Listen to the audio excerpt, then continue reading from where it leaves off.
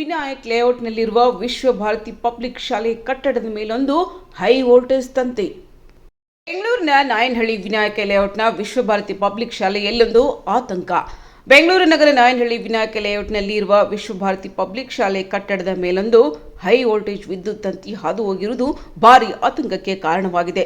ಆತಂಕಕಾರಿ ಅಂಶವೆಂದರೆ ಈ ವಿದ್ಯುತ್ ತಂತಿಯ ಕೆಳಗಡೆಯಲ್ಲೇ ಪ್ರತಿನಿತ್ಯ ಶಾಲಾ ಮಕ್ಕಳು ಪ್ರಾರ್ಥನೆ ಮಾಡುತ್ತಾರೆ. ಮಕ್ಕಳು ಆಟವಾಡುವ ಮೈದಾನದಲ್ಲಿಯೇ ವಿದ್ಯುತ್ ತಂತಿ ಹಾದು ಹೋಗಿದೆ.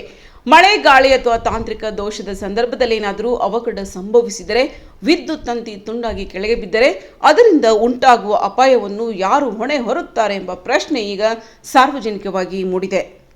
ಶಾಲೆಯ ಮುಂದೆ ವಿದ್ಯುತ್ ತಂತಿ ಇದ್ದರೂ ಕೂಡ ಶಾಲಾ ಆಡಳಿತ ಮಂಡಳಿ ಈ ವಿಚಾರದಲ್ಲಿ ಶಾಮೀಲಾಗಿದೆ ಎಂಬ ಅನುಮಾನ ವ್ಯಕ್ತವಾಗ್ತಾವಿದೆ. 9 ವರ್ಷಗಳ ಹಳೆಯ ಕಟ್ಟಡವಾದರೂ ಕೂಡ ಇನ್ನೊಂದು ಮಹತ್ವದ ಮಾಹಿತಿ ಎಂದರೆ ಈ ಶಾಲಾ ಕಟ್ಟಡ ಸುಮಾರು 9 ವರ್ಷಗಳ ಹಳೆಯ ಕಟ್ಟಡವಾಗಿದೆ.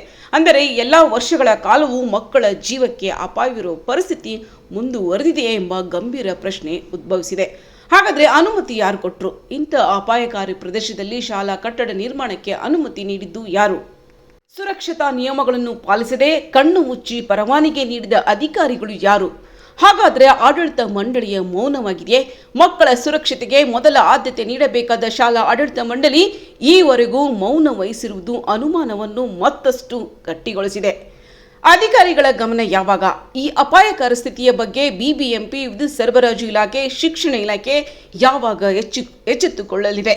ಯಾವುದೇ ದುರಂತ ಸಂಭವಿಸುವ ಮುನ್ನವೇ ಸಂಬಂಧಪಟ್ಟ ಅಧಿಕಾರಿಗಳು ಸ್ಥಳ ಪರಿಶೀಲನೆ ನಡೆಸಿ ತಕ್ಷಣ ಕ್ರಮ ಕೈಗೊಳ್ಳಬೇಕೆಂಬುದು ಪೋಷಕರು ಹಾಗೂ ಸ್ಥಳೀಯರ ಆಗ್ರಹವಾಗಿದೆ. ಮಕ್ಕಳ ಭವಿಷ್ಯ, ಮಕ್ಕಳ ಜೀವ ನಿರ್ಲಕ್ಷ್ಯಕ್ಕೆ ಬಲಿಯಾಗಬಾರದು. ಇದು ಎಚ್ಚರಿಕೆಯ ಸುದ್ದಿ.